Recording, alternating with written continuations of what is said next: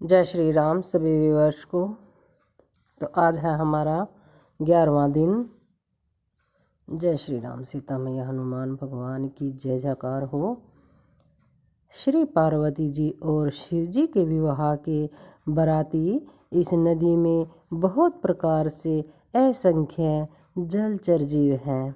श्री रघुनाथ जी की जन्म की आनंद बधाइयाँ ही इस नदी के भंवर और तरंगों की मनोहरता है। चारों भाइयों के जो बाल चरित हैं वे ही इसमें खिले हुए रंग बिरंगे बहुत से कमल हैं। महाराज श्री दशरथ जी तथा उनकी रानियों और कुटुंबियों के सत्कर्म अर्थात पुण्य ही भ्रमर और जलपक्षी हैं। श्री सीता जी के स्वयंवर की जो सुंदर कथा है वही इस नदी में सुहावनी छवि छा रही है।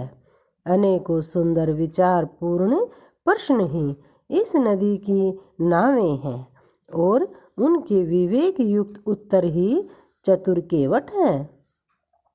इस कथा को सुनकर पीछे जो आपस में चर्चा होती है वही इस नदी के सहारे सहारे चलने वाले यात्रियों का समाज शोभा पा रहा है।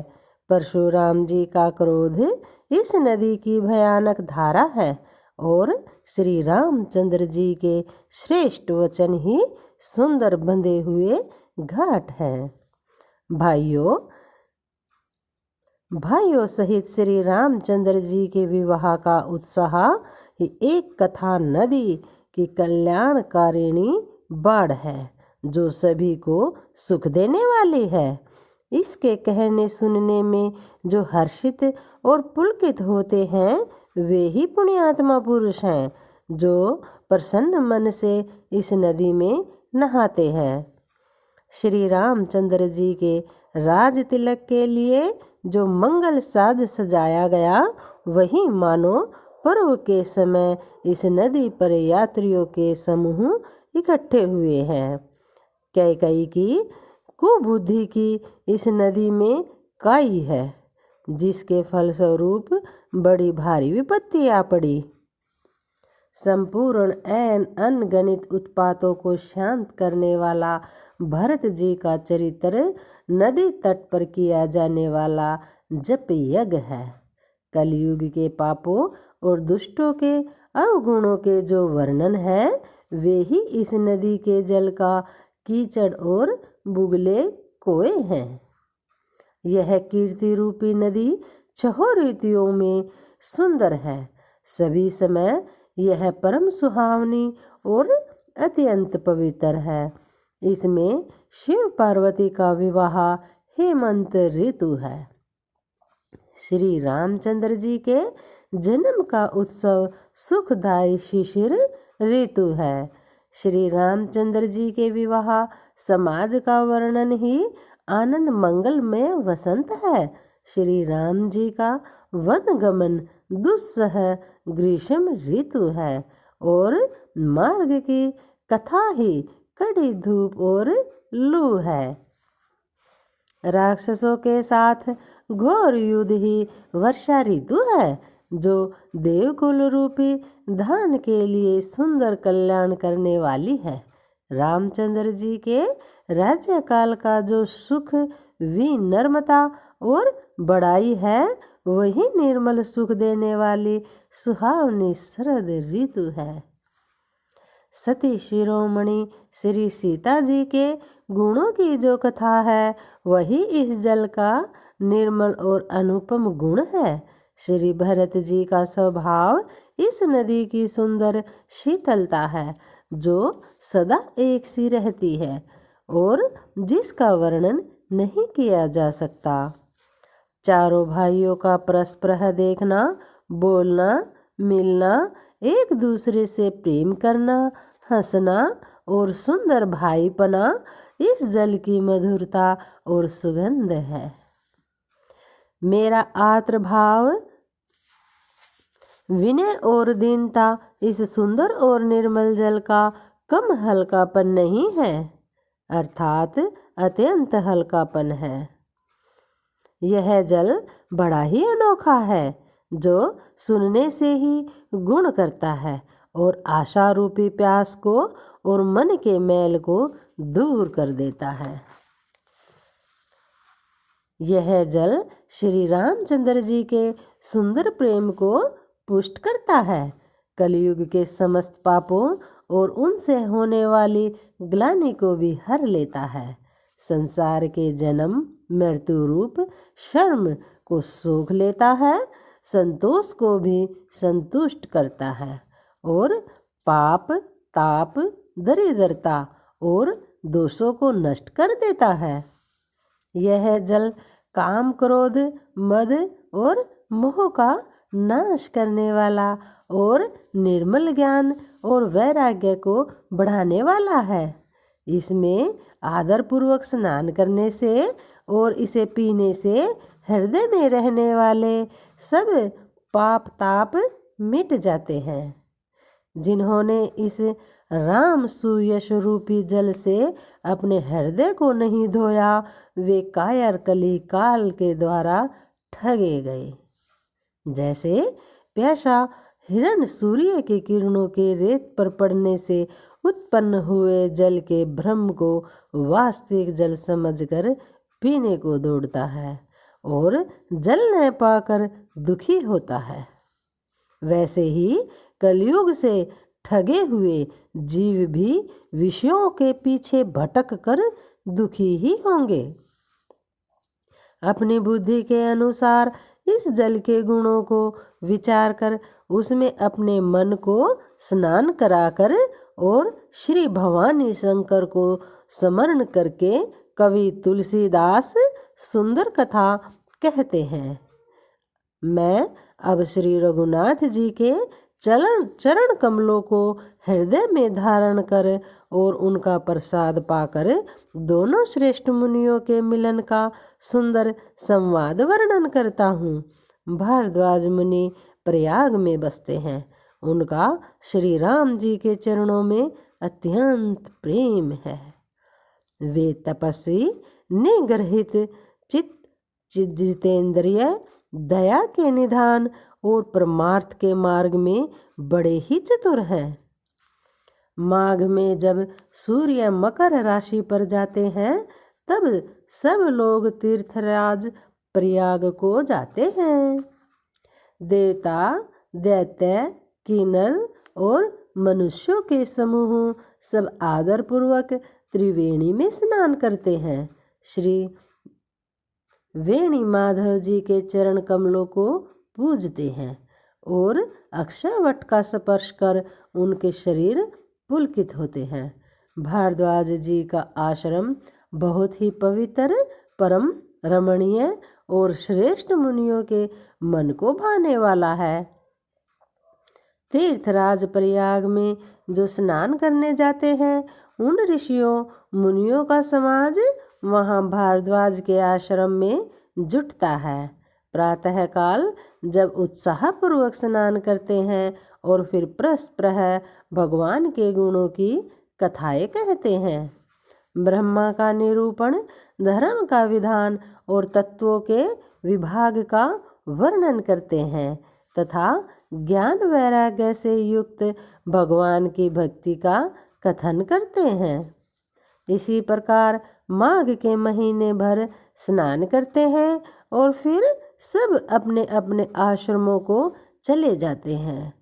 हर साल वहाँ इसी तरह का बड़ा आनंद होता है। मकर में स्नान करके मुनिगण चले जाते हैं। एक बार पूरे मकर भर स्नान करके सब मुनीश्वर अपने अपने आश्रमों को लौट गए। परम ज्ञानी याज्ञवल्क्य मुनि को पकड़कर भारद्वाज जी ने रख लिया। आदर पूर्वक उनके चरण कमल धोए और बड़े ही पवित्र आसन पर उन्हें बैठाया। पूजा करके मुनि याज्ञवल्क्य जी के सुयश का वर्णन किया और फिर अत्यंत पवित्र और कोमल वाणी से बोले, हे नाथ, मेरे मन में एक बड़ा संदेह है। वेदों का तत्व सब आपकी मुट्ठी में है। अर्थात आप ही वेद का तत्व जानने वाले होने के कारण मेरा संदेह निवारण कर सकते हैं। पर उस संदेह को कहते हुए मुझे संदेह और ला जाती है।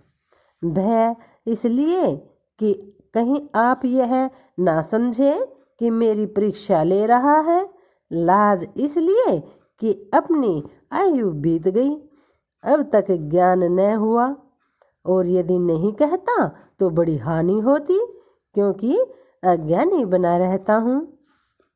हे प्रभु, संत लोग ऐसी नीति कहते हैं और वेद पुराण तथा मुनिजन भी यही बतलाते हैं कि गुरु के साथ छिपाव करने से हृदय में निर्मल ज्ञान नहीं होता।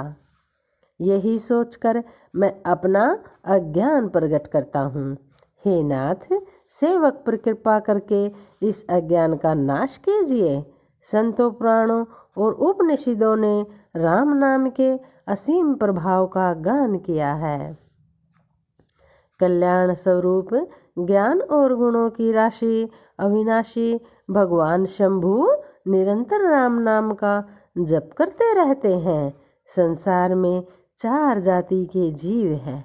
काशी में मरने से सभी परम पद को प्राप्त करते हैं।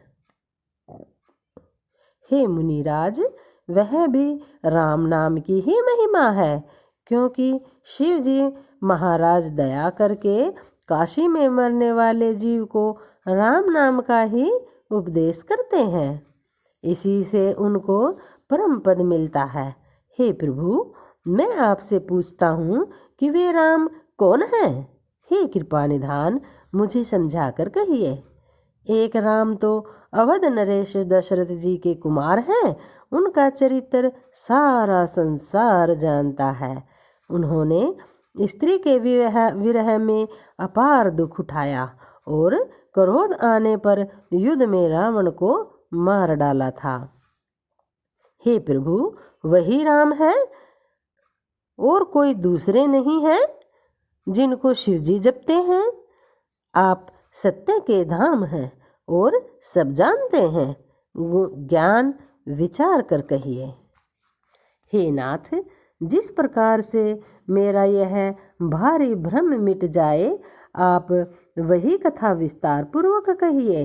इस पर याज्ञवल्क्य जी मुस्कुरा कर बोले, श्री रघुनाथ जी की प्रभुता को तुम जानते हो। तुम मन, वचन और कर्म से श्री राम जी के भक्त हो। तुम्हारी चतुराई को मैं जान गया। तुम श्री राम जी के हर समय गुणों को सुनना चाहते हो। इसी से तुमने ऐसा प्रश्न किया है, मानो बड़े ही मूढ़ हो। हे तात, तुम आदरपूर्वक मन लगाकर सुनो। मैं श्री राम जी की सुंदर कथा कहता हूँ। बड़ा भारी अज्ञान विशाल महिषासुर है और श्री राम जी की कथा उसे नष्ट कर देने वाली भयंकर काली जी है। श्री राम जी की कथा चंद्रमा की किरणों के समान है, जिसे संत रूपी चकोर सदा पान करते हैं। ऐसा ही संदेह पार्वती जी ने किया था। तब महादेव जी ने विस्तार से उसका उत्तर दिया था। अब मैं अपनी बुद्धि के अनुसार वही उमा और शिव जी का संवाद कहता हूँ। वह जिस समय और जिस हेतु से हुआ उसे, हे मुनि, तुम सुनो, तुम्हारा विषाद मिट जाएगा। एक बार त्रेता युग में शिव जी अगस्त्य ऋषि के पास गए। उनके साथ जगजननी भवानी सती जी भी थी। ऋषि ने संपूर्ण जगत के ईश्वर जानकर उनका पूजन किया। मुनीश्वर अगस्त्य ने राम कथा विस्तार से कही, जिसको महेश्वर ने परम सुख मान कर सुना। फिर ऋषि ने शिवजी से सुंदर हरि भक्ति पूछी और शिवजी ने उनको अधिकारी पाकर रहस्य सहित भक्ति का निरूपण किया। श्री रघुनाथ जी के गुणों की कथाएं कहते सुनते कुछ दिनों तक शिवजी वहाँ रहे। फिर मुनि से विदा मांगकर शिवजी दक्ष कुमारी सती जी के साथ कैलाश को चल दिए। उन्हीं दिनों पृथ्वी का भार उतारने के लिए श्री हरि ने रघुवंश में अवतार लिया था।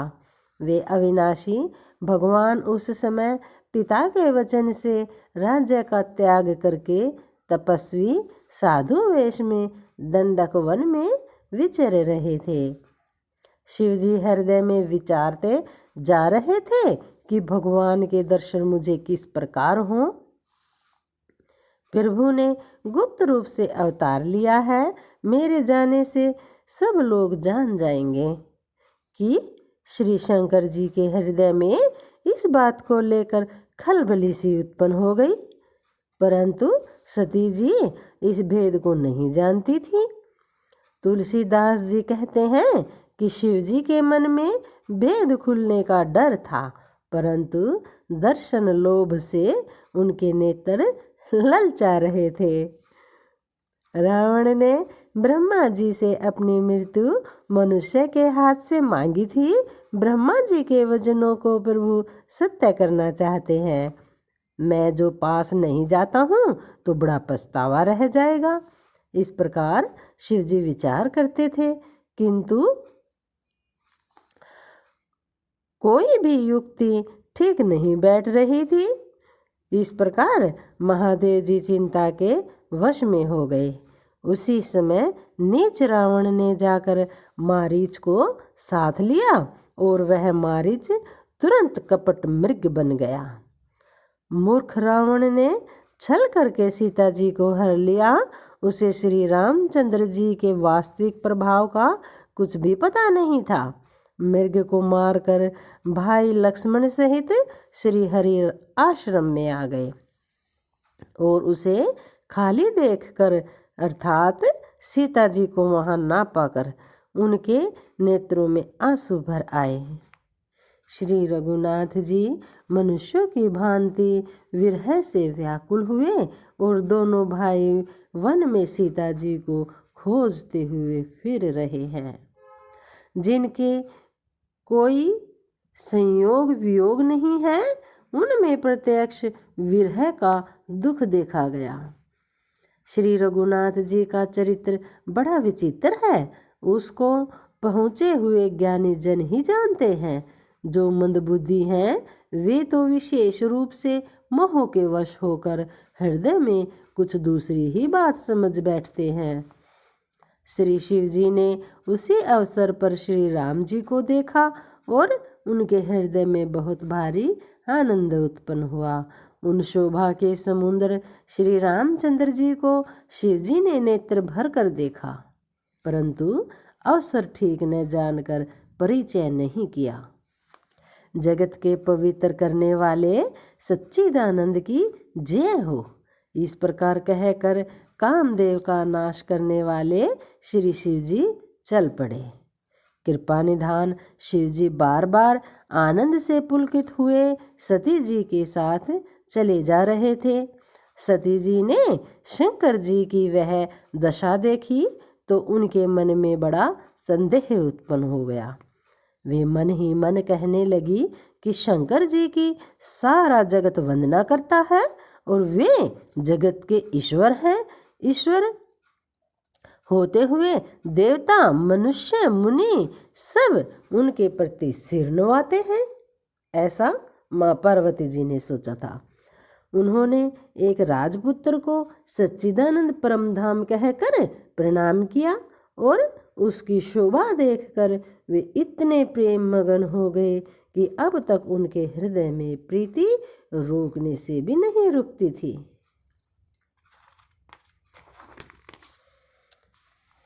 जय श्री राम। आज के लिए इतना ही, बाकी कल पढ़ूंगी।